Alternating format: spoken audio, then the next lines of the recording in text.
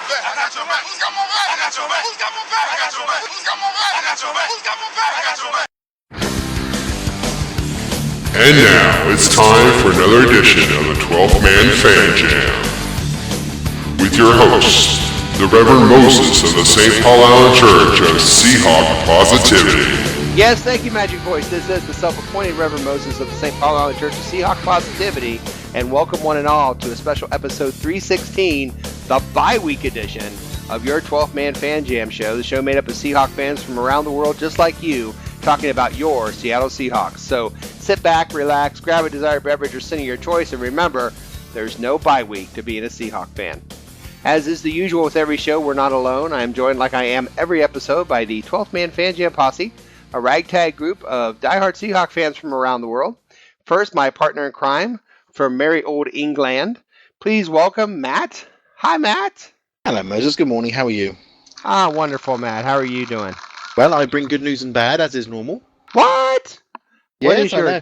I know. What is your good news? Well, the good news is my nerves and your nerves and every 12th nerves around the world can be settled this weekend. No need to go. No need to have a sort of last-minute jitters or anything like that. Very true, but what's the bad news? There is no football this weekend. There's no point watching any football at all. Oh, boo. Yes, good. It's bad news. Yeah, that was really bad news. That's bad news. But maybe we can help you waste some of that time between now and the next game, which is what our goal is. Yeah. Bye-week blues. Yeah. Speaking of wasting time, from the state of Washington, his 12th Man editorials can be found on SeahawksSouth.com website. You know him as Shadowhawk. We know him as Will. Hi, Will. Moses, how are you? Wonderful. How are you? I am quite all right. You know, I'm looking forward to a nice, relaxing weekend of no Seahawks football. Oh, that's sad. Oh, I'm fine. I'm fine. You'll be all right. Well, we'll try to help you make it through the bye week. We'll see what we can do. Maybe this guy will help too. Please welcome to the posse from the state of Washington as well, known as X-Ray Hawk to some. We call him Dustin. Hi, Dustin. Hey, what's going on? Not much. Guys, How you holding up? Good, you guys. You gonna do a little show? Watch a little show? Talk a little Seahawks? do a little show. Gonna tell some show. Nothing heavy coming up. Have a little trivia show. You need the week off. I think it's too late. Oh Lord. Oh, finally. Last but not least, our man from the Hotel California, behind enemy lines and surrounded by 49er fans everywhere. Please welcome Statsman Mark. Hello, everybody. Yay! And we are on the eve of the 49ers being insane. The membrane. Insane in the membrane. Okay. Insane in the plane. Before we start, of course, Kaepernick has been finished.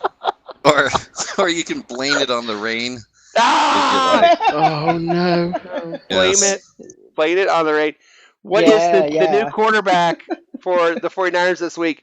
What is his name there, Statsman Mark? Mem Blaine? His name's Blaine, I believe. Yes, it is. Blaine? Yes. His name is Blaine? Oh, that's a major appliance. That's not a name. Yeah, Ducky, everybody. The kids love Ducky from Pretty in Pink. Kids, Ducky. Yeah, there you go. Wake up, you bastards. All right. Yeah, it'll be interesting if he mimes his audibles.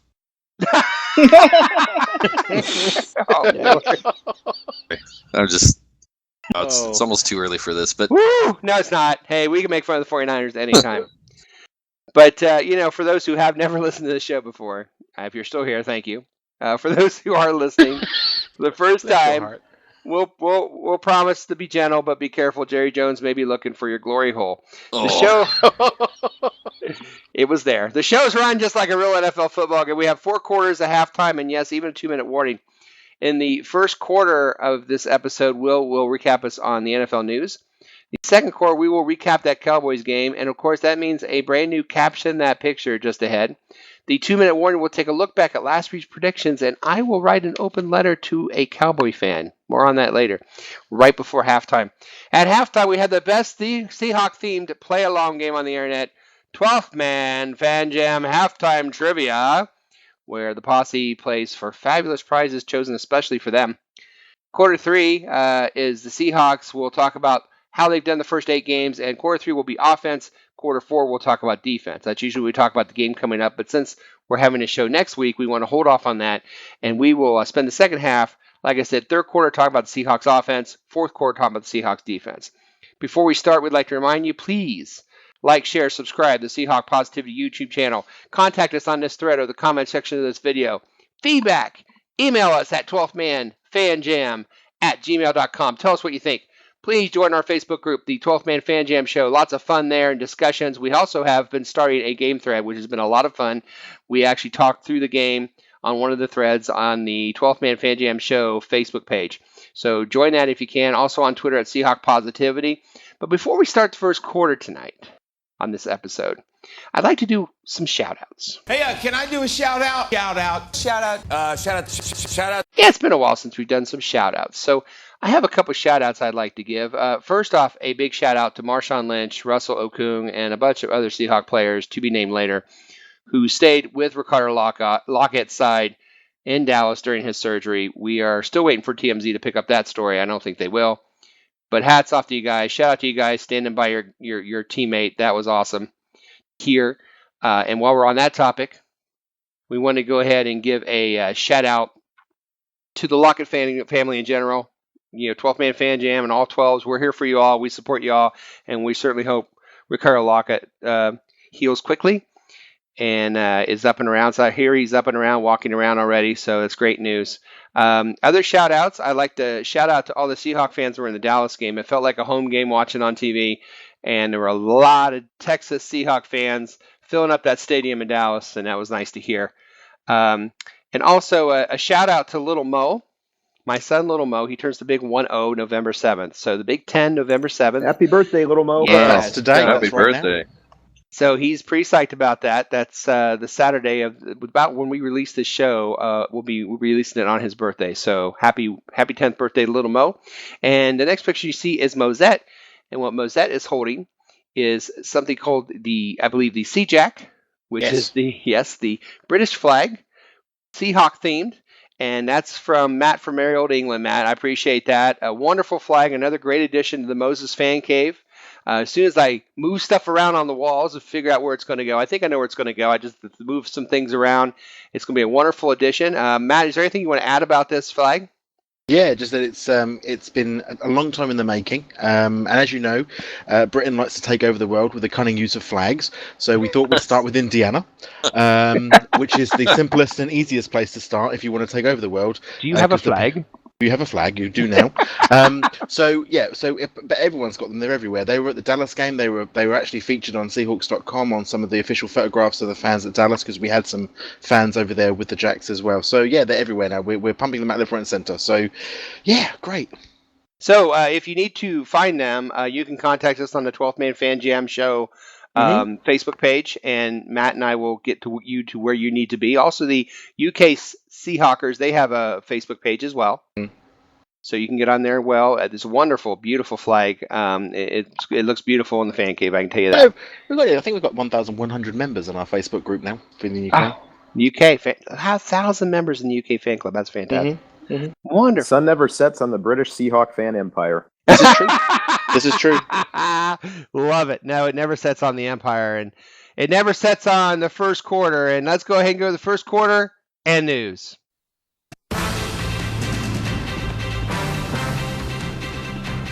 Yes, news from around the NFL while you were screaming, "How about them Seahawks?"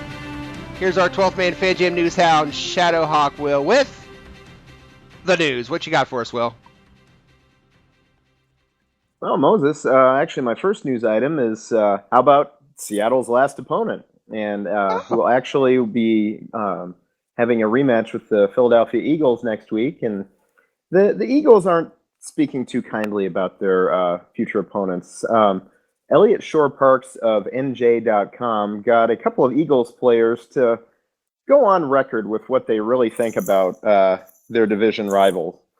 Eagles defensive tackle Benny Logan had this to say: "They just whine and complain about everything.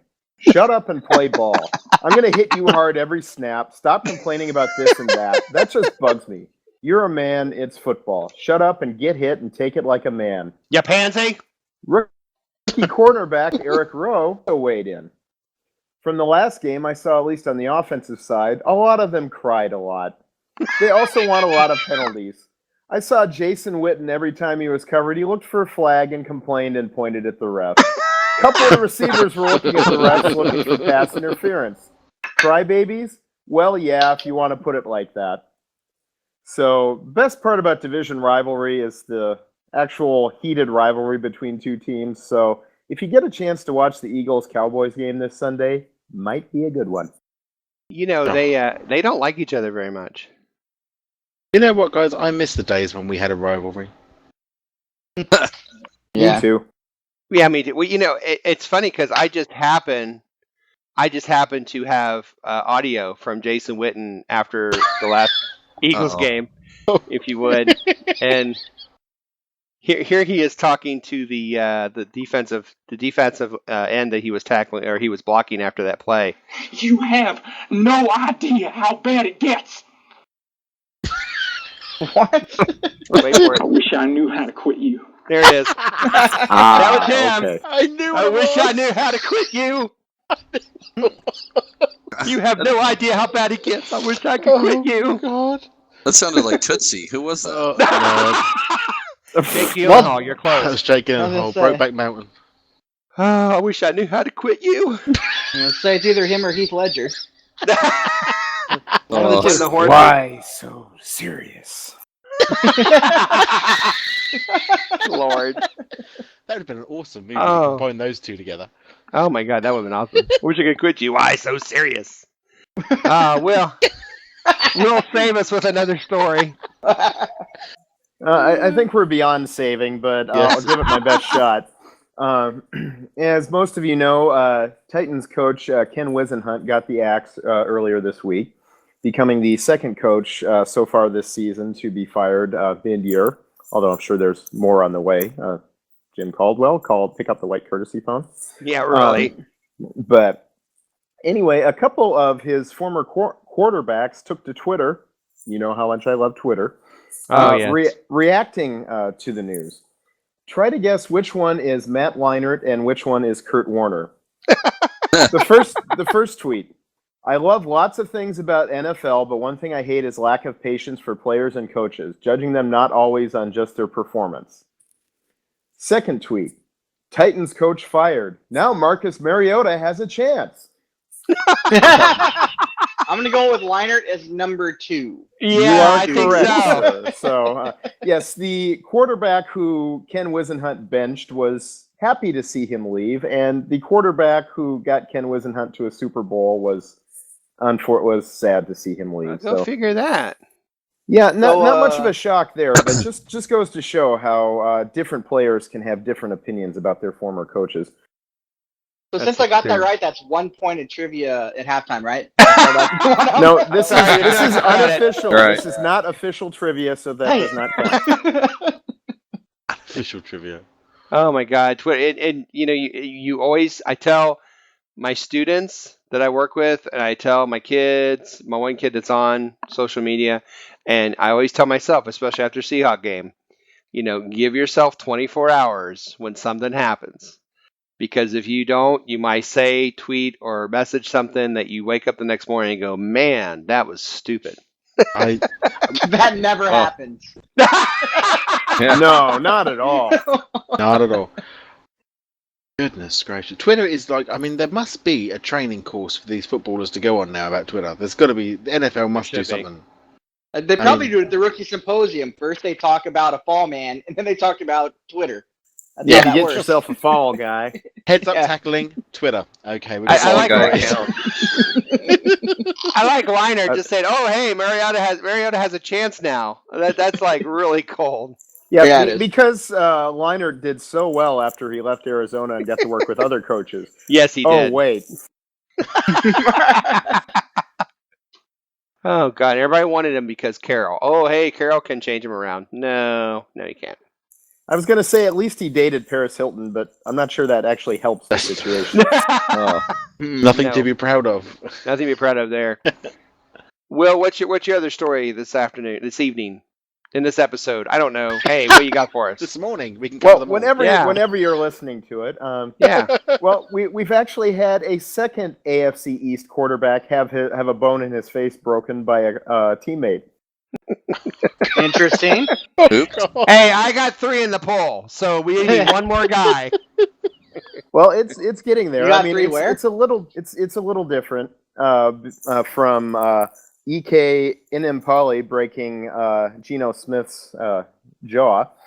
This was actually wait, man. EK Impali, isn't he the one guy on Big Bang Theory? Is that? no, not him. Oh, the that's other one. Arthur Cooper. I'm sorry. Yeah, sorry. I was close. I'm afraid not, but Okay. no. Backup quarterback Matt Moore in Miami. It turns out he was trying to practice a fake handoff in practice one day, and What somehow could possibly go wrong? somehow wide receiver Kenny Stills managed to break his nose with his elbow. Man. On a fake. Quote, we were kind of going different speeds and had a fake handoff going one way, and I tried to hand it off going the other way, and I just caught his elbow, or his elbow caught me. Has it happened to anybody before? Probably not. It was kind of a 1 in a million deal, but that's all it was. So, Oh God. some people thought Stills did Matt Moore a favor. Ryan Tannehill said, quote, I would say he's on the verge of becoming a model after the procedure. I know he still has the bandage and some black eyes, but I can see it coming together. I thought you were going to say. I thought you were going to say Ryan Tannehill said he couldn't afford any medical treatment because he was on backup wages or something. That's the sort of thing that Ryan Tannehill says. Well, I remember a sideline clip from the Chiefs back when Marty Schottenheimer was coach, and he was telling one of the other guys, it's like, yeah, so-and-so broke his nose. That's why he had to come out of the game. That's why, he broke his nose. And one of the players piped in, he didn't have a good nose anyway. Yeah. Upgrade. We know, ironically, guys, I happen to have footage Oh of my Matt God. Moore, audio of Matt Moore coming off the field after the fake handoff, and the Somehow coach is I like, knew you would. "Hey, it's a fake handoff. What's the problem?" And Matt Moore kind of speaks up, and says, You have no idea how bad it gets. and the coach says, I wish I knew how to quit you. "Thank you. Good night." Wow. He brought back references in one sitting. I don't think I can cope with this. Not every We're gonna talk show about the can do that. Cowboys. We're going to talk about the Cowboys. I mean, you can't. How far could we go without a broke back reference if we're talking about the Cowboys next quarter? Well, I think you made it about 7 minutes, so that's the over-under. Oh, dear Lord. All right. Well, Yes, thank my you so child. much. Thank you so much for the Anytime, wonderful Moses. news. 3 wonderful stories as always. Let's end the first quarter there. It's the end of the first quarter, bitches. All right, that is the end of the first quarter. Still ahead, we're going to play trivia. We're going to dissect the Seahawks their first half of the season. But after break, we're going to have the second quarter and look back at that Cowboys game coming up next. You're listening to the 12th Man Fan Jam on the Seahawk Positivity YouTube channel. Always a cowboy family, all the way through and through. Meet our 2 little children, silver and blue. Oh, I'm from down in Texas, and the Cowboys are my life. I once had sex with a cow, my cousin is my wife. Yep. Holy shit, it's the second quarter. Welcome to the second quarter as we take a look back at the Cowboys game. Remember to join our 12th Man Fan Jam show group on Facebook. Email us at 12thmanfanjam@gmail.com and Seahawk Positivity on Twitter. The second quarter for the episode 316 is brought to you by our sponsor, the Jerry Jones cologne called Ego. Smell like cheap liquor and lots of money, and attract every barfly under the age of 24 in a 20-mile radius with Jerry Jones Ego cologne. All right. Before we start this, Dustin, I couldn't help but noticing, is there a game this week for the Seahawks? Not that I'm aware of. And why is that? What week are we in? Bye week. We're in the bye week, or If Bye you're week. the 49ers, the bye week, because, or if you're in sync,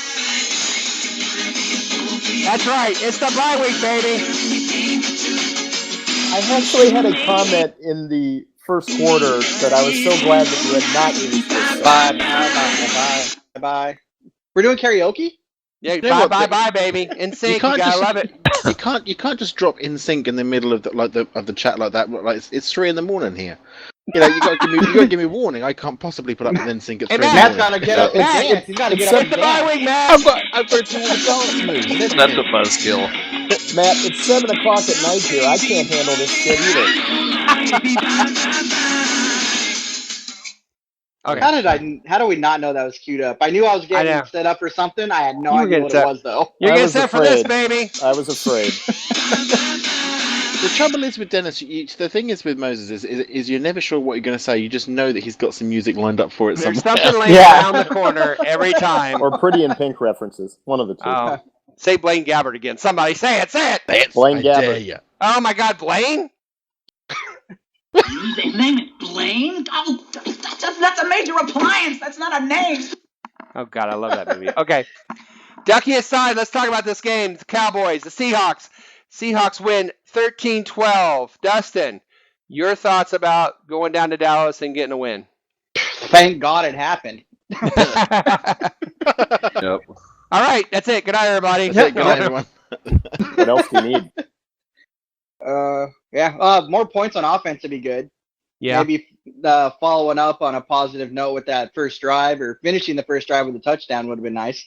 Yeah. But it's hard to complain when they win, but you just see a lot of things where you're like, man, they need to be better in this area. They could be better in this area. They're playing a Cowboys team with a quarterback that wasn't on the roster like 3 weeks ago. And yeah, I'm glad they won, but my gosh, they have some work to do. That's for sure.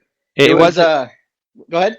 I was gonna say it wasn't easy. It was one of those what I like to call ugly wins. There's no such thing, but Yeah, always better than a pretty loss, though. This is Oh, the yeah. other half of the saying, yeah. absolutely. But it was, like I said, the first drive was a lot of fun for most of it, and I felt like I was like, oh, this is how this game's going to be. All right, I'm down for this. But man, it again stalls out in the red zone. Yep. Can't quite get there. So that's a recurring theme that they really, really need to take this NSYNC sponsored bye week and figure something out with, because Yes. yeah, that's going to come back to bite them. It may very well do that. Will 13-12 is not exactly what we were hoping for. We were hoping for a little bit more offensive firepower, I know, but wow, I know the defense had a lot of benefits. I mean, Dez coming back with Matt Castle isn't the same as coming back with Tony Romo, but wow, Sherman looked pretty amazing in that game, shutting down Dez Bryant, didn't he? Well, it's fun to watch. I mean, how many times have we heard over the years, oh, he's not a shutdown cornerback, he only plays one side of the field. Well, what all of those critics apparently didn't realize is that he was perfectly capable of shutting down opposing wide receivers. He was just playing the scheme he was dealt.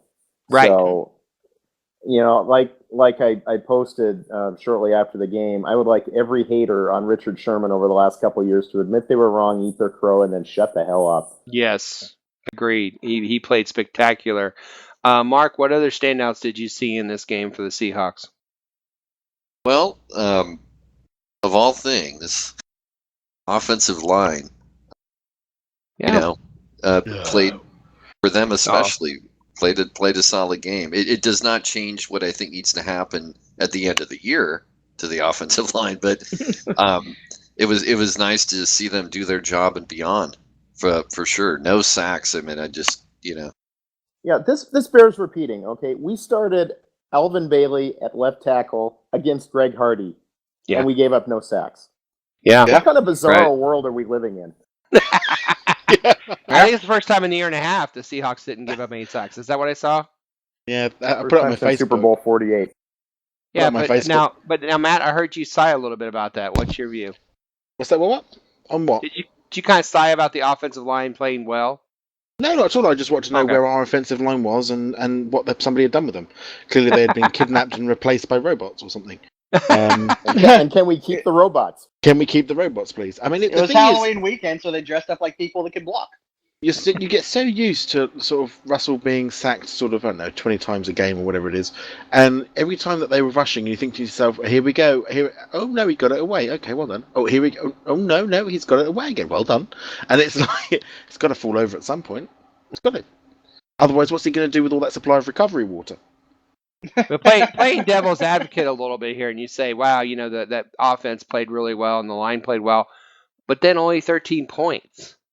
So, Dustin, I mean, what is if the offensive line's playing better and certainly well enough where he's getting time to throw, and we've got, Jimmy Graham's supposed to be a mismatch nightmare for defenses, and we have, Lockett's got speed on him, and now Richardson's coming back, he's got speed, and Baldwin's an amazing, set of hands out there, and Jermaine Kearse has been really, really playing well.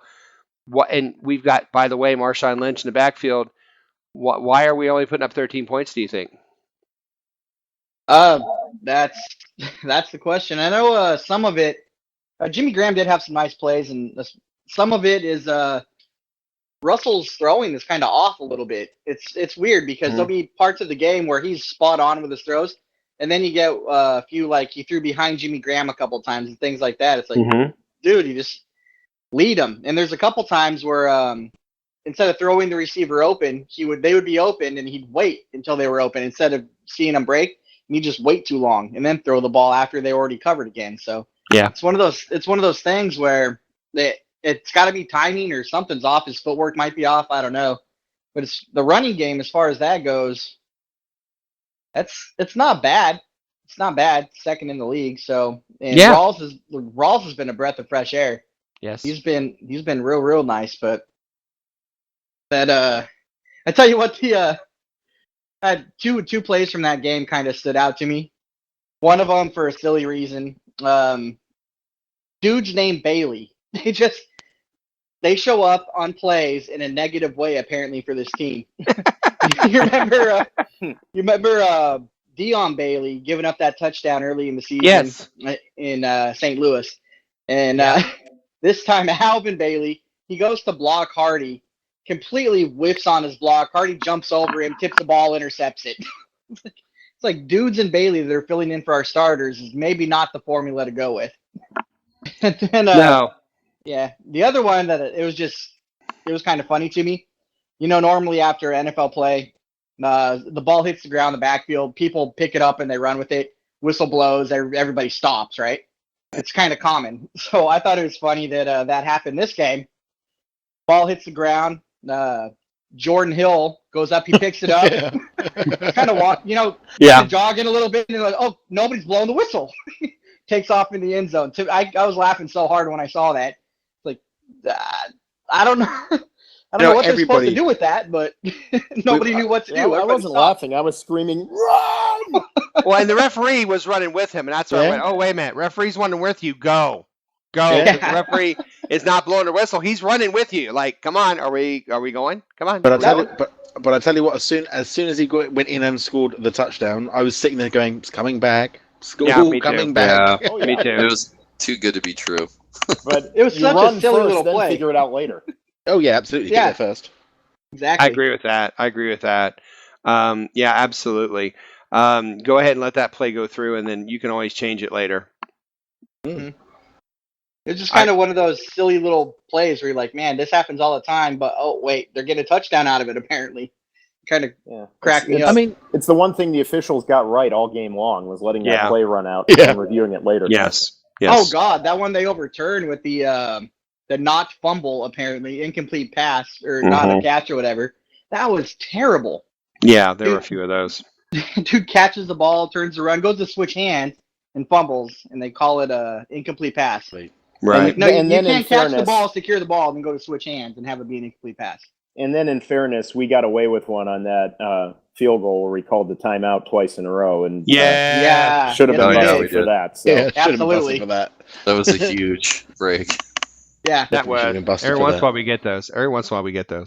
But Hauschka was blocked again.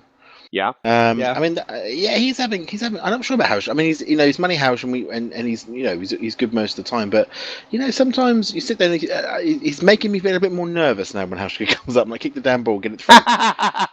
The damn ball, get it through.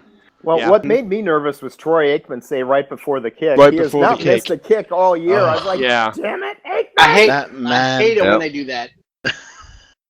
He did that on purpose. I'm Yeah. convinced. But then They probably again, do. the other thing to say that I thought was really impressive was that we managed to keep them to field goals only. Right. You know, this is Dallas at home. You know, and you managed to pretty much shut them out of the end zone. That's Especially after the interception. yeah. Well, yeah. Mhm. The tackle by Russell on that was awesome. Yeah. Poor little dude just had to come flying It did the across. job, and if he hadn't tackled him, Hardy Oh, probably yeah. takes that in for 6. Oh yeah. Oh, yeah. Exactly. Is anybody upset? Is anybody saying there's a petition to get rid of Aikman and Buck? Oh, Is- no. Yeah. Okay. Good. God, that pisses me off when people do that, dude. Why? That's I've gotten to the point where I just accept that the commentators are going to be idiots and the officials are going to be incompetent, Amen. and I just live with it. You know, That's I mean, exactly. it's You the- know. That's it. It's part of There football. you go. The kids absolutely dig that. Well, that is the way to go through an NFL game right there. No doubt about that.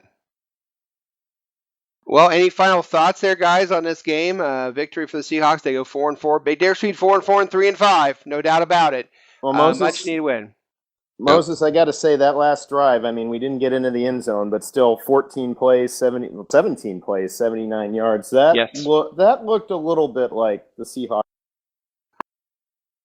I'm glad you brought that up because that's something that I kind of want to close with a little bit. The fourth quarter, it doesn't matter if it's 40-39 or it's 12-10.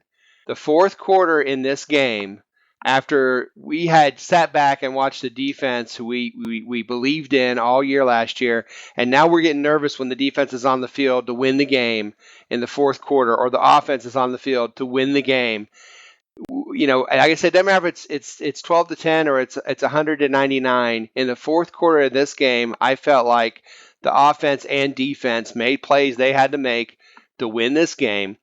And that's been a long time since we could say that both of them in the fourth quarter, I felt at the end were pretty clutch. And I'm glad you said that, Will. That's exactly what I'm talking about. 17-play drive, 79 yards. Yeah, they didn't get the touchdown, but I think you play a little different when you're down by 2. If they were down by 4 or 5, I think it would have been a lot more aggressive with their play call at the end. And who knows, they may have scored a touchdown.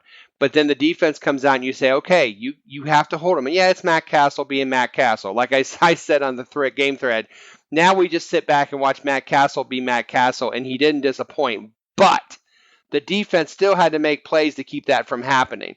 And that's exactly what they did. So a great, if nothing more, this game is going to be a boost to the ego, to the offense and defense in crunch time. Yeah, that was a hell of a drive. It was a way to finish strong, essentially. Well, the only part thing about that drive was Marshawn Lynch running to the outside edge and then running out of bounds. And I was like, why the hell are you going to the edge for? Who the hell told you to go to the edge? Right. Right. Well, but I think he's done that before and been able to sit down before he got out of bounds. They And they didn't kept risk it. Straight up the gut. Straight up the gut and fall over. Yeah, good point. Yeah. One last thought about that game too is thank God that Ricardo Lockett's okay. Oh, God, that was thank a you. scary hit. That was scary. Yeah. There is nothing worse than seeing a guy go down and not move. Yes. Oh. Because you know he can't. And the one I told my son about was, I don't know if you guys remember, a long time ago, there was a receiver for the Browns, later the Bengals, called Brennan. His last name was Brennan. Oh, Brian Brennan, yeah. Brian Brennan, and he was coming across the middle, and he got hit in the air, and he said he went to catch himself, like when you fall, and he couldn't move anything. And he hit the ground like a rag doll, and he thought, oh my God, I couldn't brace myself. And 15 minutes later, he was fine. But for those 15 minutes, he couldn't move anything. And that, he said, was the scariest 15 minutes of his life. Now, he's completely fine now. He went on to have a career. He played for the Bengals even, left there, played Bengals for a few years at wide receiver. But I kept telling my son, you know, as scary as it looked, as horrible it is, let's just hope and pray that it's one of those situations where it's temporary and he gets his feeling back. And I know he was already giving a thumbs up and giving the L sign on the way out, which was great. And so we knew that he had that movement. And then I kept thinking, I wouldn't be surprised if we hear that he gets full movement back, which he did. But yeah, it was just absolute. Now, here's my question to you guys. Is there anyone here, because I don't, is there anyone who thinks that was a cheap shot? Because I do not. No, I don't. I don't No. see how you could. No, I possibly. thought it was. I thought it was a clean play. I mean, Yeah, he just I do too. he was off balance a little bit because he was coming off that dude that was trying to block him, but he had time to look, see the guy coming, try and brace himself for the hit, and he just came up on the short end of it. He got I popped agree. and he got knocked out. That's essentially what it was. Yeah, that's 100% the clean thing. He flinched at the last minute, and what happens when you flinch? You bring your head down. Yeah. And that brought his jaw right into the wrong spot, and he took the shot right on his And jaw. I kind of feel bad for that guy who did it because he feels bad about it. And I know that he's talked to them and talked to the doctors, and I know he's sleeping easy this week, knowing that Ricardo's been released out of the hospital and he's walking and talking and joking, and so absolutely best wishes to him without question. Ricardo said that he had no hard feelings too. It's just things happen in football, and the league didn't find him. The league didn't find him either, and it so- should be fine. Good. I'm glad about that. I agree. I mean, of course, that's going to be a hot forum debate, and break it down like it's the Zapruder film, and it's like, look, it was an unfortunate old, but when you see him lying there just crumpled, I'm like, he is out cold, and he got knocked scary. out. But the only thing was missing was Chris Tucker running over on top of him and yelling. I don't know if you guys remember Friday, but that's the only thing that was missing because he got knocked out, dude. Yeah, and it was. Yeah, I'm just glad he's all right. Yeah, definitely. Well, we're all very, very, very happy that it seems very promising at this point. So we hope it continues to be promising, of course. And like I said, my shout outs to the guys who stayed back. And apparently, I guess his dad Earl posted on Facebook earlier today that Marshawn literally sat by his bed the whole time, like he wouldn't even leave this bedside. So Marshawn Lynch, who you hear on TMZ all the time, supposedly doing this, that, or the other, you won't hear that story on TMZ where he sat by his teammate's bedside through that time, which is too bad because that's really what they should be advertising on shows like TMZ, not necessarily, oh, look, he didn't sign an autograph, but hey, look, he stayed with his teammate when his teammate needed support and his teammate's family did. So I know a lot of other guys did too, but Okun and Marshawn, hats off to them. Is it safe to say that this is pretty much, is this career ending, you think? I don't know. No, I not at would all. not. I would not because of, like I said, season especially ending, but- because of Brennan's situation where he came back and played for a few years. I wouldn't say that. And I'd say it's season ending, yes. He's not going to come back and play this season. But one, he had a concussion, which sucks. That's not career ending. Two, the surgery that he had was for ligaments in his neck. There was no structural damage. Okay. His spine itself was fine. Spinal cord was fine. It was a surgery on the ligaments, which is relatively minor compared to what it could have been. So that's why he's out of the hospital already and ready to roll. It's not like he had a fusion. He didn't have a disectomy, nothing like that. He just get the ligaments right, out the hospital. And he's on the IR now, but he'll be back next year. I was going to say he's going to be out. He's going to be out for the rest of the season, though. I mean, he's just going to be full recovery. Yeah. Right. Have him Absolutely. raise the 12th man flag. absolutely. Yeah, totally. Oh. There you go. Can you imagine? The crowd playoff would game go at home? crazy. Oh my God, they'll go nuts. Something else that drives us crazy is we also do a thing with every game. When we end talking about the game, we take a picture from that game and we add our own caption, a little thing we like to call Caption That Picture.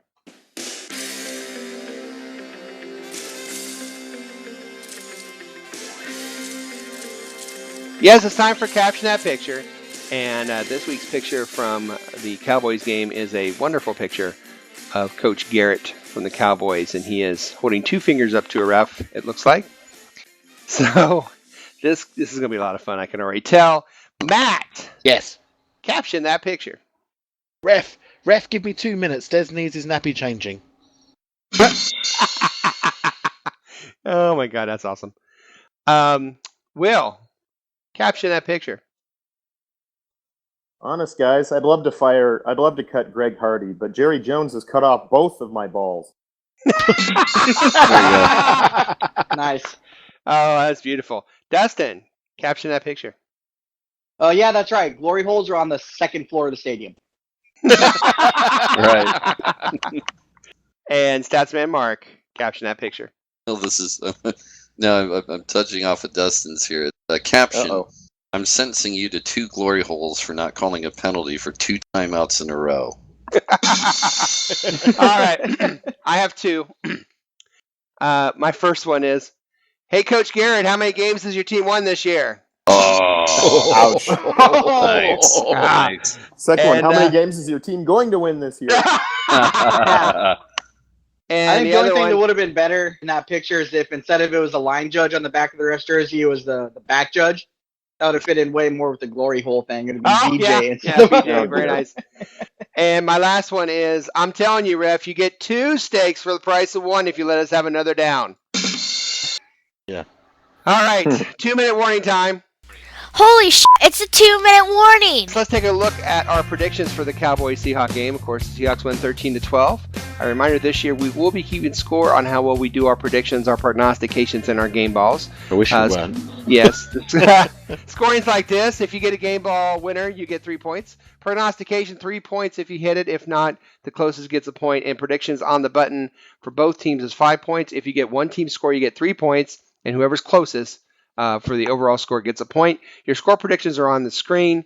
Dino was our guest. I got to give it, reluctantly give it to Will because he's run away with this, but 21-16 is about as close as we got to 13-12 because we were all like in the 20s and 30s. Matt was close, but Will was just a smidge smaller, and that's what she said. So we're going to give it to Will. Moving on to prognostications. Laugh it up, fuzzball. Yeah. Fuzzball. Prognostications. Again, Will hit it. He said Jean-Pierre will be in the game, and he was. Oui. So Will gets the prognostication on the button. So congratulations. Game balls. We talked about game balls after the game, the 5 of us, and we didn't have any that we mentioned. So we had Chancellor, Lynch, Graham, Wilson, and Wagner. I have to give it to Wilson between all of those people because Wilson did drive down for the game-winning score, and I felt he was pretty valuable at that point. So I got to give it to Wilson. Week 8 scores means Week 8 was scored like this. Will gets 4 points. I get 3. Overall, here we are. Will at 31. Wow. Moses at 12. Moses at 17. Dustin 12. Mark 9. And Matt and the guest tied at 6. Now, this is usually where we take a break to halftime, but I have something special that I would like to share, if I may. Now, this came to my attention this week after the Cowboys and Seahawk game. It's a letter from a Cowboy fan. After the Seahawks played the Cowboys, a review of AT&T Stadium popped up on their site, and it was written by someone called Tara. Excuse me for not pronouncing your name right. Tara Arifieva, I'm going to say. And if Is that it's her not how you stage pronounce name it, or a Christian name? well, I'm telling you, if it's not pronounced that way, it should be. Tara Arifieva. So she wrote this about her game experience, and this is exactly what she wrote, okay? She wrote at her review of AT&T Stadium, went to the game yesterday and was so disappointed. Yeah, I was on the visitor's side, but I swear there was just as many Seahawk fans as Cowboys. They were constantly chanting Seahawks louder than the Cowboy fans, and not one time when the Jumbotron put up defense did I ever hear Cowboy Nation say a word. I've been to a few games in my life, first in the new stadium, and I was so disappointed. Good game, boring atmosphere. And even my husband got sick and tired of the cheerleaders constantly on the screen. We were there for football. Any free moment the ball wasn't in play, the focus was on them. I love my boys, but I won't ever pay those stupid prices for that type of experience again. So, in the name of goodwill and good sportsmanship, I have written this retort or reply to her review. Dear Tara, I was saddened to hear about your disappointing experience at last Sunday's Cowboys game. It seems the Seahawk fans, or 12s as we like to call ourselves, were a bit louder than the Cowboy fans, or Cowboy Nation as you call them. We tend to travel well and have a fan club in Texas that's pretty full. Let me assure you that a home game experience in Seattle is very different than what you described in your review. First off, as a member of the 12s, let me tell you that being a fan of the Seahawks is something almost all of us take very seriously. When we go to a home game, we don't go to watch. We clock in to work. We stand on defense and scream until we can't speak for days afterwards. Now, I'm not going to suggest that after years of being a Cowboy fan that you and your husband drop everything and be a Seahawk fan, although there's always room in the world for more Seahawk fans. And I'm sure that you're both true fans of your team. However, if you have the time and resources as a Seahawk fan living thousands of miles away from Seattle itself, I would highly recommend you find a game on the Seahawks schedule involving a team that you could feel comfortable rooting against, like maybe the Giants or the Redskins or the Eagles, and visit CenturyLink Field. Sure, it isn't a huge stadium with a gigantic TV screen, but for viewing a football game, there isn't a better venue in the NFL. I promise you that there will be a lot more people at the Seahawk game who are there for the game, not the bells and whistles of a big TV screen. I dare say you won't be disappointed. The entire experience is electric. So is the city itself. P.S. Some say our Seagulls are no cowgirls, but I beg to differ. But they won't be on the screen 24/7 annoying you and your husband. Our cheerleaders are way too classy for that. Okay, and now it's halftime. Holy shit, it's halftime! It's time to get ready for the best Seahawk-themed trivia show on the internet that you can play along with. It's another can't-miss edition of 12th Man Fan Jam Halftime Trivia. Coming up right after this. We'll be right back.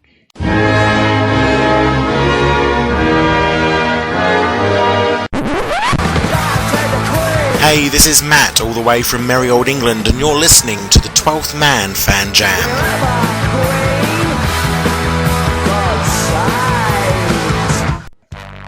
Yes, it's halftime, and welcome to another fun-filled edition of the best play-along Seahawk-themed trivia game show on the internet. It's time for 12th Man Fan Jam Halftime Trivia with your host, the self-appointed Reverend Moses of the St. Paul Allen Church of Seahawk Positivity.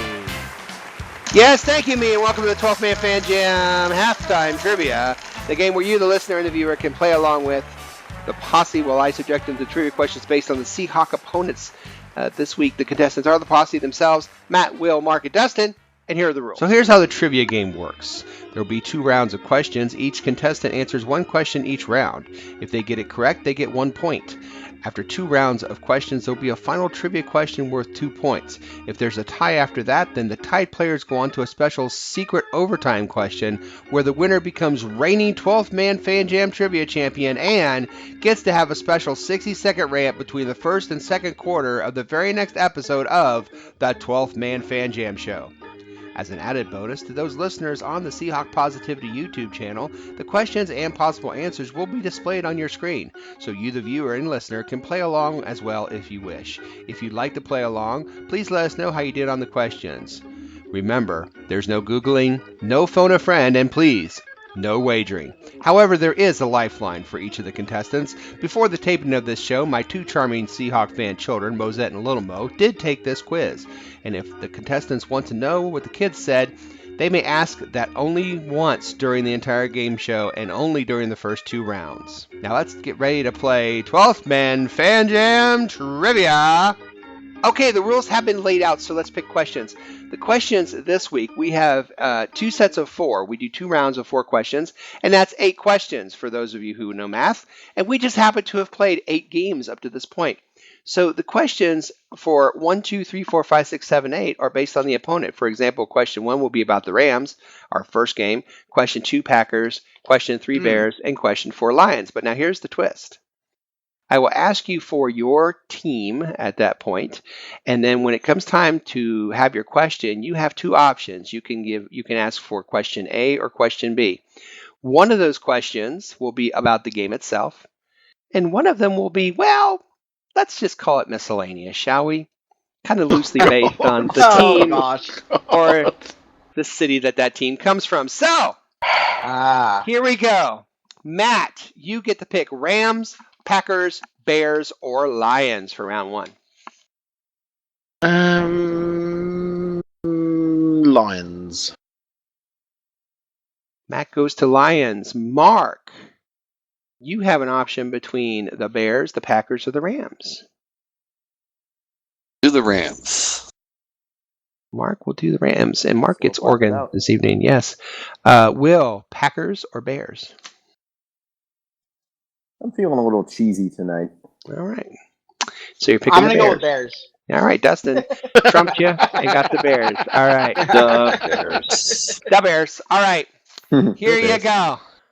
You're in grill All class, right. Dustin. Mark, week 1, the Rams. Would you like question A or question B? We will do A. We'll do A. You got the game question. So, the game question is this in the Rams game. How many catches did Jimmy Graham have against the Rams in week 1? Was it 4 catches, 5 catches, or 6 catches? And for the first time ever, you get some Oregon, baby! Oh. How many catches did Jimmy Graham have against the Rams in week 1? 4, 5, or 6? Oh, boy. Let's see. I'm going to go 4. He's going 4. Yep. Little Mo went 4. Mosette went 5. But it was 6. 6 catches, believe it or not. 6 catches in that first game, and everyone complained. All right. The pickled brain. Yeah, that's all right, Mark. You can get him next time. Now, the Packers question. Drinking. Yes. Week 2, Will pick the Week 2 game, which is the Packers. Will, would you like question A or question B? B. Question B. You also got the game question. You guys are lucking out so far.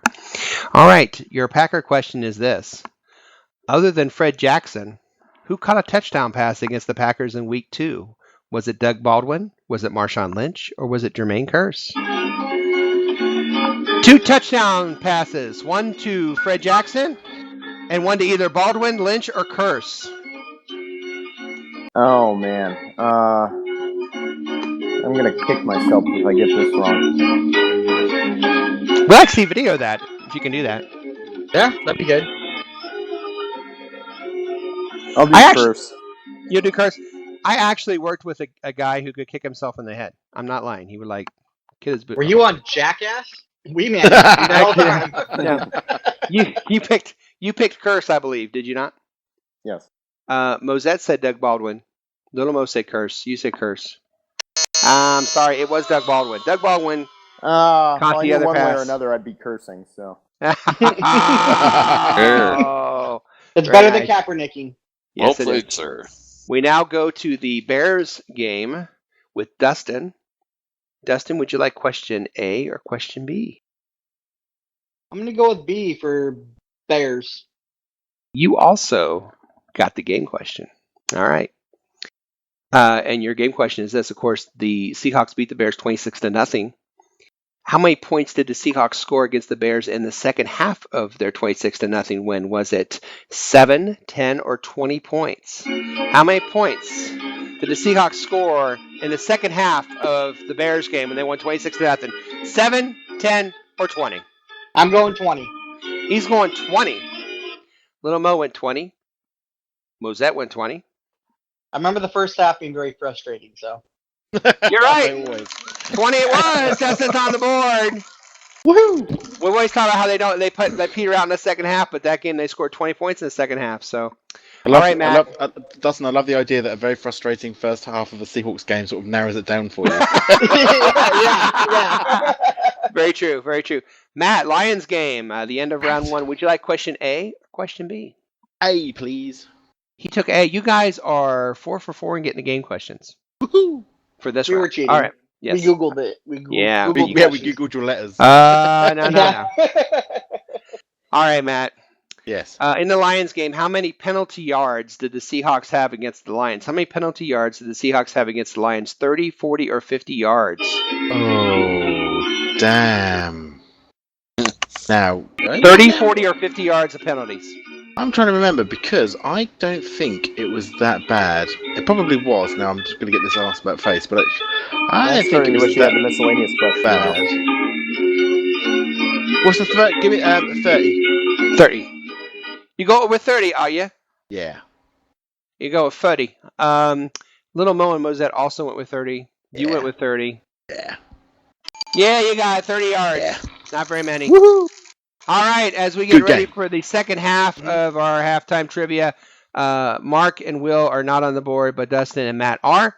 That means that we will start with Matt. Matt, your options are Bengals, Panthers, 49ers, or Cowboys. 49ers. Matt goes with the 49ers. Dustin? Yeah. You like the Bengals, the Panthers, or the Cowboys? Oh, I don't like any of them, but I'll go with the Cowboys. You going Cowboys? Yeah. All right. That means, Mark, you going Bengals or Panthers? Oh boy, those cats. Give me the Panthers. Rawr. Means will lead us off with the Bengals. More All than right. one way to skin a cat. Yes. Here we go. Okay, Will.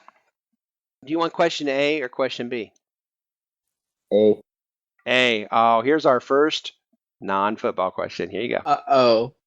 Yes, our first non-football question about Cincinnati, and the question is this: what famous killer was born in Cincinnati? What famous killer was born in Cincinnati? Was it Charles Manson, John Wayne Gacy, or Jeffrey Dahmer?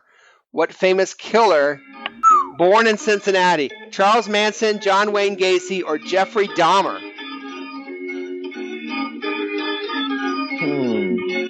You forgot Mark Schott.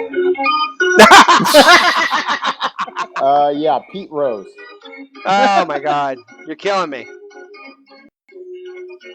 Interesting choice of words. John Wayne Gacy sounds like a Cincinnati kind of guy. John Wayne, the clown. The clown. It's the clown suit. Well, both kids picked Jeffrey Dahmer, and I don't think they really knew. But you picked Gacy, and actually, no, it's Charles Manson. Charles Manson was born in Cincinnati, believe it or not. Dahmer was a Washington guy, wasn't he? Maybe I that's think why they so. know. I think so. He's probably a Seahawks fan. Yeah, probably was. Well, I gotta say, I don't really know all that much about serial killers. So. Oh God, there's one hell of an endorsement. Okay. Oh man. Mark. Yes. Would you like question A or question B for the Panthers? Well, I was going to say first, I think Dahmer drank from the Green River. Did he? Sorry. No, Probably did. You know, it's funny, real quick. You know, when the CDs came out, Manson was listening to the Helter Skelter from the Beatles, and he goes, "Oh, son of a gun, they weren't talking to me. Who knew?" My bad, guys. Yeah, sorry, everyone. Panthers, Oh, Mark, dear. A or B? A. A. You are also getting a non-football question. Here you go. No. All right. This is a setup. There's actually something called Black Cat Appreciation Day. When is Black Cat Appreciation Day? Would it be July 17th, August 17th, or September 17th? Black Cat Appreciation Day. July 17th, August 17th, or September 17th?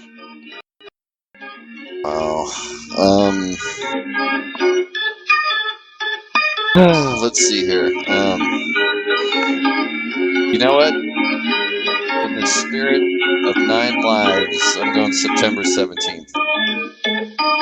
September 17th. That's the best logic I can come up with because September is the 9th month of the year. All right. I like it. September 17th. That's some good logic. Little Mo and Mosette went July 17th. You went September 17th. And the correct answer. Sorry. It's August 17th. How did they not That's put it on the scratch fever. 13th of some random month? I been the 13th. I don't know. I don't do those things, so I can't tell you. God. I asked April. She Bitter didn't know disappointment either. of Dustin. Matt, here you go. You and Dustin are tied right now. So Matt, would you like the 49er question A or the 49er question B? B, please. He's going B. You gentlemen are 3 for 3 this round in non-football questions. Here we go. Your San Francisco question is this, and you might know this because you took a tour. How many sharp turns does San Francisco's crookedest street, Lombard Street, have? Crookedest street in the world. How many sharp turns? Is it 8, 10, or 12? 8, 10, or 12? I went down that stupid road as well. 8, 10, or 12. How many sharp turns does San Francisco's Lombard Street have? Crookedest street in the world, it says. The problem was when we were on the tour bus, the stench of marijuana was so strong that I was high by the time I got to the bus. He thought he was in Washington. So I probably didn't have it. What are the kids? Let's go on. Let's use the kids. What are the kids say? Kids, and every time you do, something good happens. Yes. Oh my gosh, you were on a contact high in San Francisco. Who knew? Okay. He left his heart there, the too. kids, yeah, and apparently some of his brain cells. Okay, Mosette said 10, and Little Mo said 12 on how many sharp turns San Francisco's Lombard Street has. 8, 10, or 12. Mosette said 10, and Little Mo said 12. It was really twisty. It's really twisty. It was really twisty. But I'm going to go for 8. I'm going to go with the lower. I don't think it's 10 or 12. Now, you pick the kids. And now I'm going to ignore them. They did a damn thing that they said. I'm overruling them. And you're overruling it with 8. The thing is, it wasn't that twisty, I didn't think. Okay. But then, as I say, I was high as a kite at the time and it's eating that's Hershey true. bars. Well, in honor of San Francisco, he went with Steve Young's number. That's all it is. Hershey bars. You're eating Hershey bars. I was eating these chocolate, but these little Kisses things. I had 4 bags of them. I was high as a kite because of the. And when someone said to you, when someone said to Matt, they said, Matt, check out the street. He's eating candy bars, and he says, You have no idea how bad it gets. Oh dear. hey, what's the candy bar? He says, I wish I knew how to quit you. all right. Matt said 8. And the answer, it's 8. No, is it really? Yeah. It is 8. Matt once again picks the kids. This time goes against them and still gets a point. It's unbelievable. Okay. And now we're to Dustin with the Cowboy question. Dustin, would you like question A or question B? I don't think it matters. I'm still on conspiracy here. No. First round, Honestly matters. all of them were on one side. I'm honestly telling you that it does matter. All right. I'll go A. Well, guess what? But it does matter. Trust me. You got the football question. You got the football question. Oh. Yeah. Sometimes when you complain, yeah. That's because, this is being run by Bill Belichick, so it's not fair. All right. All right. You deflated my question. Your football question from the Cowboys game is this. And see, these, some of these are easy and some of them are hard. I think this one's easy. Well, maybe not. Okay. How long was the field goal attempt by Steve Hauschka that got blocked? How long was the field goal attempt that Steve Hauschka kicked that was blocked? Was it 43 yards, 45 yards, or 47 yards? Steve Hauschka's block kick. What was the attempt? 43 yard, 45 yard, or 47 yard? I actually have no idea. Oh. Yeah. What happens when you watch with friends and there's no volume? I'll go 43 yards. He'll go 43. All right. Well, Mosette went 43, and Little Mo went 45. I actually knew this one. It's 47. It's 47. So that part of the trivia is over, mercifully. Mark and Will have no points. Dustin has a point. Matt has 2. So we now go to our final question of the evening. Of course, it's worth 2 points. So anything goes. Of course, this is also a number, high or low. The closest one without going over wins 2 points. And if everyone goes over, the closest one to the number gets the 2 points. All right, here we go. And we're going to start with Matt. No, sorry. We're going to start Mark, Will, Dustin, and Matt. That's the order. Mark, Will, Dustin, and Matt. And here is our question. Okay, Mark, are you ready? Yes, sir. Okay, your question is this. The Seahawks so far this year are actually, believe it or not, one of the least penalized teams in the NFL. What the heck? What? I know. 50 I know, it's amazing. They what? They've only had 50 penalties in 8 games, which is not a lot. But what is the total penalty yards this season so far for the Seahawks? Total yards of penalties accrued by the Seahawks this year in 8 games. Mark? Okay, well, you said we have 50 total penalties? Yes, I give you that. 50 penalties in 8 games. Oh, wow. Let's see. All right. I am... The Walrus. Cuckoo. Yep. Okay, I'm gonna go 400 even. Mark goes 400 even. Will, how many yards and penalties in 8 games have the Seahawks accrued so far this year? I will do 375. All right. Dustin, how many yards and penalties have the Seahawks accrued so far in 8 games? What were the other answers again? I'm sorry. 400 and 375.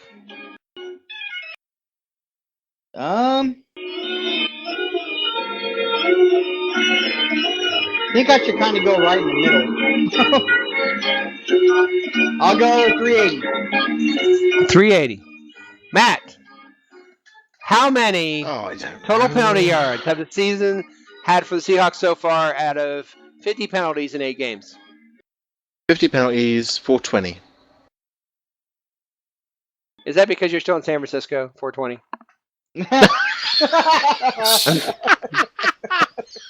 Yes. Okay. All right. No other reason. All right. 419. Hey, Does that make you it's feel legal in better? the state of Washington. Insane for in the membrane. Okay, let's recap here. Will at 375, Mark at 400. Oh, wait. Will 375, Dustin 380, Mark 400, Matt 420. I'm The over total, it. Shit. The total amount of penalty yards this season for the Seahawks so far is 454. That means that once again, Yes. Wipe out. that damn Shut Englishman did it again. The power of guesswork. Can you believe it? He got this 420, and it works out for him. Who Do I get knew? the assist? That guy, my God, unbelievable. Incredible. It's chaos.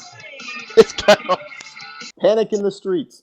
Oh my God, this has been another amazing, spectacular, award-winning, super edition of your 12th Man Fan Jam halftime trivia.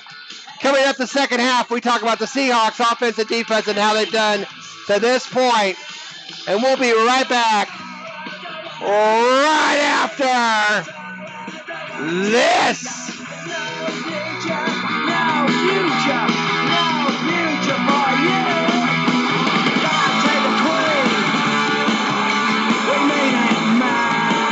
You're listening to the 12th Man Fan Jam on the Seahawk Positivity YouTube channel. Oh, I love the Cowboys, they are my favorite team. I watch them every Sunday, they really make me scream. I wear all blue and silver, even down my socks. And when they score, I stomp the floor, my house falls off its blocks.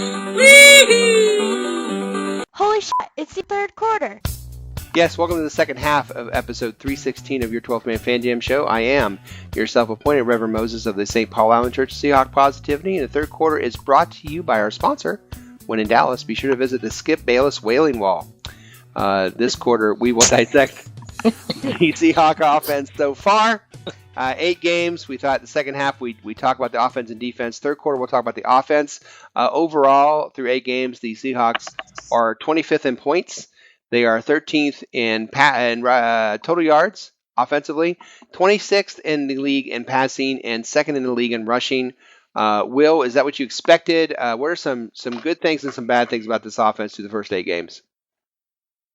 Well, unfortunately, I don't think it's much of a surprise when you looked at when it became painfully apparent how our offensive line was going to look at the start of the year. And, they have improved, but they've still got a long way to go. I guess mildly disappointing, although I honestly can't see anybody doing any better under the circumstances, is Russell Wilson. Mm-hmm. He's still, you still see what he is capable of doing, but I think he's just so shell-shocked back there. Mm-hmm. He's got a bit of happy feet. The passes are coming out a little bit off target. But again, you stick anybody behind the line, and a less mobile quarterback would probably be a smear on the turf by now. 31 sacks on him this year so far, by the way, in 8 games. That's it's brutal. And, 31 sacks in 7 games. I mean, the Dallas game, yeah, right. But one pleasant surprise is just Tyler Lockett's development in the offense. I mean, we knew he was going to be a return threat, and he had the 2 returns early, but he's just becoming more and more of a factor on offense. And pairing him up with Paul Richardson, when we get him back in the next game, we're definitely going to have some speed on the outside. And I think that if the line can just get Wilson a little bit more time, so he's got more time to take some shots downfield. Mm-hmm. I think that's really going to open things up underneath. Yeah, I do too. Mark, they do have 3 300-yard rushers on this team, which is a lot, and they rushing as a team for over 1,100 yards halfway through the season, which means they're on pace for over 2,000 yards rushing, which is fantastic. But 12 touchdowns for this offense in 8 games, Mark. 12 offensive touchdowns, 2 by defense and 2 by punt returns. But 12 touchdowns in 8 games. That's not enough, is it, Mark? Well, no, and it's 3 I think it's 3 rushing touchdowns, 2 by Lynch and 1 by Rawls. And yes, and when you look at some of these stats, it's amazing that we're even 4-4. It is. At the same time, we should be 6-2, which makes it even more amazing.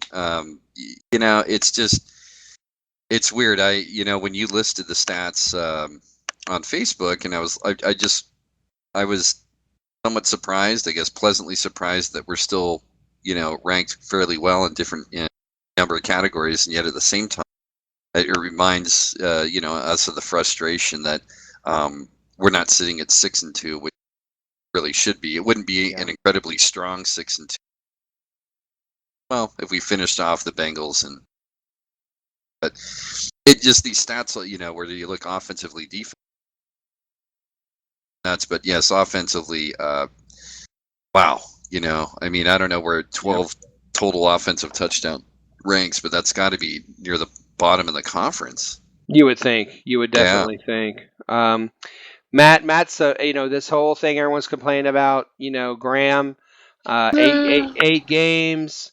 I'm looking at it. He's got almost 40 receptions, 450 yards, 2 touchdowns. What are your thoughts on that? Are you worried about that? No, I'm not worried. And I think again, we people are getting sort of swept up in this media frenzy, which is Seattle's got a new toy, and Seattle's going to use this new toy every game, and this new toy is going to win every game for them, and this, and we'll throw all the old toys away, and we'll just use. It's going to take. I was hopeful it was going to take the first 3 or 4 games to get Graham sort of really into the groove and going, and that's sort of starting to happen now. I mean, he had a good game again in Dallas. It wasn't a bad game. I think the thing is that people are used to looking at the sort of 1-2-1-5, 1-3-1-0 sort of yards that he had with the Saints, and he's not going to get that in this team to start with. This team isn't built to do that at the moment. No. The offensive line has been shocking, which means that it's difficult for Wilson to have any time to get the ball out really to anybody anyway, without handing it off anyway. So there's a whole set of errors here, but we mustn't get swept up in this media frenzy that somehow this new toy that we were going to get was going to change the game for us. I don't think that was going to happen ever. With the arrival of Rawls, who's just running as good as Marshawn at times, to be fair, with Marshawn in there as well, with Curse who's catching balls, and Lockett. There's a lot of competition for that ball. There's more than one person wanting that ball. Mm-hmm. Yeah, I agree with that. Dustin, any final word on the offense and how it's gone the first 8 games and where direction you see them headed? A little bit. Touch on Jimmy Graham a little bit. He, as far as if you look at how often the Saints pass the ball versus how often the Seahawks pass the ball, right? He has a greater percentage of targets with Seattle than he did with New Orleans. The problem is, the thing that people don't mention, at least on the national narrative, is that the Seahawks are a run-first team. The Saints are a throw-every-time team. Yes. So, Yep. And that's just one of those things where he's not going to get the same amount of fantasy stats, but he's effective in our offense. And another thing that that people are taking issue with is that he doesn't have the explosive plays, which explosive plays most people say is 20-plus yards for the play. Jimmy Graham doesn't have as many explosive plays this year. The problem with an explosive play where it's 20 yards or more for a guy that's running a route is that the quarterback has to be able to throw the ball, and he has to be able to have enough time to throw the ball. The route has to develop. Yep, and with the offensive line we've had, with the 31 sacks we've had, it hasn't been a realistic possibility. Yep. So I don't think that you can really fault Jimmy Graham for that, or the Seahawks for that, other than not play calling anyways.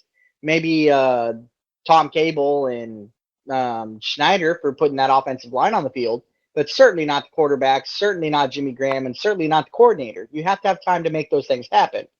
My main concern with this offense, red zone. The red zone has been terrible. Last in the league in red zone percentage. Yes. They've had 5 touchdowns in the red zone. Okay, 5 touchdowns. Wow. Now, there's 22 players in the league. Players, not quarterbacks, but skilled players who have more than 5 touchdowns themselves. 22 players. Wow. And, we have 5 in the – I'm not saying all their touchdowns are in the red zone, But if a player has more touchdowns than you do, more opportunities in the red zone, that's a bad thing. You don't want 22 players. Hell, Tyler Eifert himself has more touchdowns than the Seahawks red zone offense does. And we gave up, 3 of those? Yeah. So it is ridiculous. The running game, though, Haber, A+, dude. To me, that's just 139 yards per game, which is second in the league. Yep. And Rawls has been a huge addition. And the reason I say that's so awesome, I think they shouldn't be second. And honestly, with that offensive line, they should probably be more middle of the pack. That line lets more guys run, but then Cleolanda at a frat party. So Cleolanda reference. There is no way our running back should be able to get that done. So that is kudos on those guys making things happen. That is will and determination right there, and I'm proud of those dudes. So Dustin, do you see the offensive line improving from here on out, getting better, getting worse, staying the same? What's your thoughts? I think it's obviously getting better. Okay. Maybe not the line itself getting better, but maybe how they call plays and how their scheming might be getting better. Okay. More, if you notice, Russell's yards per attempt are only 8 yards right now, which isn't a lot. So to me, that says quicker release, balls getting out faster, less opportunity for a sack, which helps the offensive line. Yeah. So to me, that means Bevel is adjusting and doing a good job of saying, hey, what I was trying to do isn't working, because traditionally with the Seahawks and Russell Wilson, it was get Russell the ball, let him scramble, throw deep. That's our go-to play. Yeah. Right now, they're drop back, find somebody, throw it, get rid of it quick, shorter passes. So I think that the offensive line is going to get better because the offensive coordinator is adjusting. I think they're kind of simpatico, you know what I mean? Just working together and working through it. I do. Will, what are your thoughts on the offensive line? Better, worse, stays the same? Well, I will note this. I saw this morning that Pro Football Focus rated Justin Britt as their most improved guard from the first 4 games of the season, comparing that to the next 4 games of the season. Nice. So good to know. These guys are learning. I mean, they're moving in the right direction. Will it be enough? I don't know, but it's getting better. Good. Mark, offensive line, better, worse in the second half? I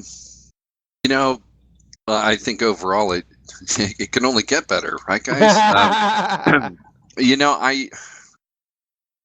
We'll see. I mean, it was certainly very encouraging, what happened in Dallas for sure. But I mentioned earlier, and I'm almost certain I'll stick with this no matter where we're at the end of the year.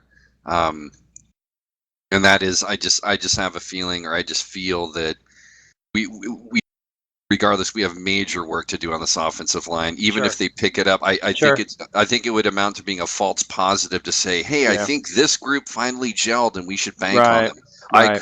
I couldn't disagree more with that thought. If they end up taking that approach, we need to keep drafting. It's tiresome, but we have to keep trying, because I just don't think these guys will end up earning the benefit of the doubt for the future, especially with Russell Wilson in his prime and all this young talent offensively. I think we still have to hammer that position next April. I do too. Matt, offensive line, better, worse as we go through the year? I agree entirely with Mark. I think it's a case of we had a good game. That's put that down to a good game. Now I need to see that sort of consistency of a good game going for the next 8 games. And if they can do that, then I might give them some latitude. But at the moment, no, I agree with Mark. Keep drafting. All right, guys. Well, let's go ahead and let's get ready for the fourth quarter. It's the end of the third quarter, bitches. Yes, coming up next, we dissect the Seahawks defense after 8 games. We'll be right back after this quick station identification. We will remind you that you are listening and watching the 12th Man Fan Jam show, less sodium than all other podcasts. We'll be right back after this. You're listening to the 12th Man Fan Jam on the Seahawk Positivity YouTube channel. I want the Dallas Cowboys to be the pallbearer at my funeral, so they can let me down one last time.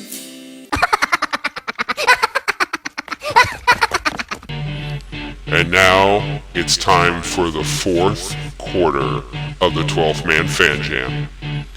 Here to lead us through the final quarter is once again our host, the self-appointed Reverend Moses of the St. Paul Allen Church of Seahawk Positivity. Yes, welcome to the fourth quarter, and it is now time for our defensive review of the Seattle Seahawks after 8 games this season. The fourth quarter, this episode brought to you by our sponsor, the Jason Pierre-Paul Mickey Mouse Glove. All right, let's go ahead and talk about the defense. Yikes. And if you don't know what that's about, you're probably better off not knowing. Okay. Defensively, after 8 games, the Seahawks stand like this. Third in the league in points, 17.5 points a game. Second in total yards, second in passing yards, and 10th in rushing yards. Dustin, when you look at how the defense, and obviously we got to a slow start with the holdout of Cam. Cam came back. The defense seemed to get in better shape. What is your view on the defense after 8 games? My view on the defense is that, stats-wise, they might be looking good. Bottom line is, if you want to consider yourself to be one of the best defenses in NFL history, you have to finish games. They give up 3 fourth-quarter leads, which is unacceptable if you want to be the best ever. So I think these guys have something where they need a gut check. They need to figure out what they're doing wrong. I think the classic case for this was the Bengals game. Yep. They had Eifert scored that touchdown just straight up the seam, unchecked. Yep. Okay, you know what? It happens once. It's a mistake. Fix it. Happened another time in that same freaking game. Right. Those guys have to get it together and figure it out. They're making steps in the right direction, but like the pass defense last game in Dallas, it was great. Sherman, he was the man. He had a lot of great plays against Des Bryant. What happened with McFadden? He was able to get first downs left and right in the first half, and nobody stepped up and made it happen. Yep. They need the pass defense and the run defense to get on the same page and move forward like that. Be a wall. Get it together. Be a wall. Move forward. And then work on being one of the best defenses ever in history, because you can talk about it all you want. Right now, in my opinion, they kind of take themselves out of the conversation if they can't finish a game. Yeah. Well, and the fact that they can work on that during the bye week. It's the bye week, people. Just shoot me. So when we're talking about the bye week. Okay. However, Justin Timberlake was great on the CMAs. He was. Brought the house down. I'm not afraid to say I have a man crush on JT. That man is amazing. God, he's great on SNL every time. Oh my God. He's just, what an entertainer. Will, speaking of entertainment, defense, your thoughts on the first 8 games for the Seahawks. And the history of rap. You cannot forget the history of rap. Oh my God. And, in a box. I mean, the genius of that song. I mean, I'm talking major man crush. Yep. All right, back. They won a Grammy for that song, by the way. How do I follow up on that? I mean, I don't know. How do you follow up on that? I will try. I think the last 2 games were just what the doctor ordered for this defense. I mean, getting to go up against Colin Kaepernick and I'm blanking on the name all of a sudden. Matt Castle. Matt Castle. Okay, yeah. Matt Whitecastle. So that helped. I think it was nice to have a couple of good bad quarterbacks to go up against, help them get their confidence back after the 2 blown saves, if you will. Yeah. The one thing that I think we need to see out of this defense going forward, and I think it will help out our offense, is just more turnovers. I mean, we have not. We've won the last 2 games. We've shut down the opposing offenses in the last 2 games. We haven't had a takeaway in the last 2 games. Yeah, absolutely. And one thing that will help a sputtering offense is a short field. So, and this is the kind of thing. I mean, it comes in fits and starts. We should have had that fumble in the first quarter until they took it away from us.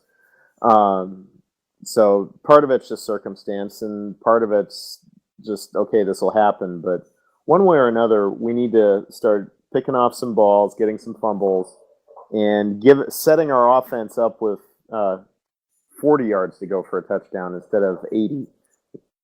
Yeah, turnover ratio -1 right now, which is just unbelievable, because really the Seahawks, I mean, Russell Wilson has 6 interceptions. That's not bad. That's not bad at all for a quarterback to have 6 interceptions in 8 games. It is when you have 9 touchdowns. Well, yeah, but it also is when your team is getting 3 interceptions as a group, and you're giving away 6, but you're only getting 3 back. Thomas has 2, Chancellor has 1, and that's it. That's it on the interceptions. And I couldn't agree more. I mean, this team was a ball hawking group, and they're still playing well, and they're defending well. And, a great example is watching Richard Sherman on Des Bryant. He shut down Des Bryant, 2 catches, 12 yards. But there were no plays on the ball. He knocked him down. He made plays on the ball, but he didn't get any. And where are these interceptions? Where are these turnovers? Where are these fumbles? They're just not there. They're just not there right now for this team. And really, really good teams get a lot of turnovers. They cause a lot of turnovers. I want to say Arizona, I think, is leading the league, or they were by a large margin when they were, rolling over everybody. They were getting 3 interceptions a game and 2 fumbles, 4 or 5 turnovers a game, but they were causing those. And that, and the thing that you mentioned earlier, you started with, Will, which is psychologically, you could say, well, the Cardinals didn't play anybody or whatever, but psychologically, you start thinking I can get a turnover every play. The Seahawks, with a psychological lift on their defense, the last couple games, they've been able to shut teams down. Bad teams with terrible quarterbacks, but shut them down nonetheless. That helps their psyche. Mark, this turnover thing is very alarming. What else is alarming on this defense, or what else am I forgetting to talk about? Well, it's, what, I'll touch on what Dustin spoke about, and that is that it's statistically there's some things there that are very encouraging, but and there's a lack of turnovers, and to me it amounts to being, the clutch factor, clutch moments, clutch situations, have just been missing. Clearly they were missing in in Cincinnati and then Carolina game. It's the timing. It's not only the stats themselves, it's the timing of the stats. And there's been games where they just haven't been there. And of course, the last 2 weeks or 2 games, we were clutch offensively. We saw Wilson do a lot of familiar things, running and good decisions that held on in Dallas. And then, the Niner game was just a snoozer. The Niners just, The Walking Dead, and that's fine. Yeah. We'll take it. Great show. Great show. And, and we beat them anyway, even when they were, at full strength or when they were better. But it's just, there's some nice things here. I didn't realize, Michael Bennett has 6.5 sacks. I did not realize that he has that many. Irvin is 4.5, and there is 11 of the 20 that we have as a defense. So 20 sacks. I don't know. That's probably middle of the road. But there's some nice numbers here, but it's just that clutch factor, just the key moments they're going to have to, step it up for sure. So, no, sacks are a kind of a sexy stat, but pressures I think are more important. Right. Right. But and then something that when Dennis was talking here, something kind of clicked a little bit is familiarity. We were talking the praises earlier about Richard Sherman traveling and going with a receiver, shutting that one guy down, right? Mm-hmm. He's been doing it all year long. You know who hasn't moved? Cam Chancellor, Earl Thomas. They're used to Sherman on the left side. True. I wonder if having 3/4 of the LOB for the last 4 years, and then now that's changed, maybe that's part of the reason the turnovers aren't the same. Could be. It seems to me like that's what's changed, and then the turnover level's gone down quite a bit. I don't know if there's any direct correlation in reality, but it's kind of one of those things where you got to look at, like, maybe Sherman should stay on the left side a little bit and see what happens, because, like I said, 3/4 of them the last couple of years were there, and the turnovers were much higher. They're not there right now. It's kind of a random thought. Yeah. So. That's also possibly why we had so much trouble with Eifert in the Cincinnati game, and then Greg Olsen against Carolina. Right. If they're used to having Sherman over on one side of the, and all of a sudden he's flipping sides, depending on the play, maybe that's something they're having trouble adjusting to. Could be. Great point. Great point, guys. Great point. Matt, defensively, after 8 games, how you feeling? Well, I mean, I think the defense has had its issues. I think Chancellor being missing from the 2 games, I think that's an issue. Yeah. I think it's unstable. It's destabilizing. It takes out a little bit of the leadership at the beginning of the season for them. And game certainly the overtime game against the Rams, which they should have won. I agree the inability to shut down a fourth quarter to actually lock a game down was been missing. The run up the middle. I mean, we've been run out. I don't know what our rush defense stats are like. What did you say them earlier at the beginning? Yes. You mean giving up overall. the rush? Yeah, giving up the rush. 10th overall. 10th overall. Yeah, I mean, for me, sometimes when I'm watching games, I don't know why, but I'm feeling that teams are running against us easier somehow this year. Yeah, maybe they're not. I agree. But I keep looking and thinking, why all of a sudden are they being able to get so deep into the secondary? How is that happening? Maybe they need to look at a nice big old defensive end or something. If you notice, most of them are up the A and B gap too, which is weird because Wagner's been there for most of the game. So I don't really understand why that's happening. I agree. Yeah, that needs to be looked at. I mean, again, Bennett, and things like Bennett. I mean, our penalties we just said is remarkable. But Bennett 6.5 sacks. I think that's a good number for him. That is. Irvin 4.5. Yeah, exactly. Averill 3.5. Averill 3.5. These are good numbers. I suppose I'm not panicked. I'm not worried so much with the defense. I think they're getting into their flow. They've taken probably 2 games behind where they should have been because of Chancellor not being there. But I absolutely agree. They've got to get more turnovers. They've got to get that ball taken away. They've got to become ball hawks again, and they've got to lock out a fourth quarter. They've got to be able to shut a game down. I agree with that. We'll talk about the schedule in the next episode. We talk about coming in. We'll talk about the actual physical schedule in the last 8 games, starting with episode 317 when we talk about the Cardinals game coming up. So we'll save that. One last thing here, special teams. Lockett obviously was a special teams demon on this team. And I bring that up because as I looked at the stats, something that I thought was concerning was the fact on punt returns, the opponents have been getting over 16 yards a punt return. That is a red flag to me. And without Lockett out there, and I know we have other guys that can do that job, but Lockett seems to do that very, very well as far as running down the field and making that first contact.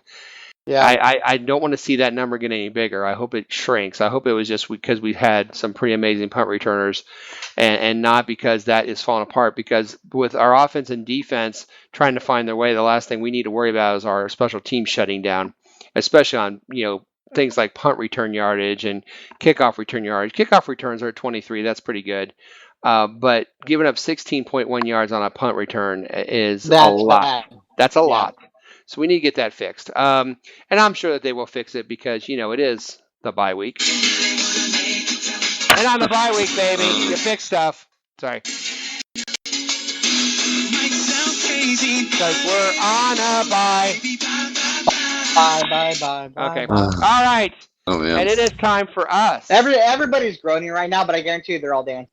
Oh, everybody's dancing. They are. Yeah. No. And anyone who says that they don't have a man crush on JT just have not admitted to themselves. I am admitting it. All right. Of course not. Well, whether you have a man crush on Justin Timberlake or you just like the Seahawks, it looks like it's time to bring another wonderful and amazing 12th Man Fan Jam show to a sad close. We're so glad you decided to waste some of your bye week with us. It was, as usual, a show that raised the bar here at the Seahawk Positivity YouTube channel. We certainly hope you laughed a little and maybe you learned a little something. What did we learn on this episode? Well, we learned that the Eagles don't like the Cowboys and that the Cowboys wish that they could quit you. We learned how happy Matt Linehart was to see a head coach get fired. And we learned how Matt Moore should not fake handoffs. We learned how Matt got a contact high in San Francisco. And how Blaine isn't a name, it's an appliance. So, on behalf of my partner in crime, Matt from Merry Old England, our newshound, Shadowhawk Will, Statsman Mark, and of course, Dustin as the Beaver. This is your self-appointed Reverend Moses of the St. Paul Allen Church of Seahawk Positivity saying, enjoy the bye week and go Hawks. Go Hawks. Yeah. Bye.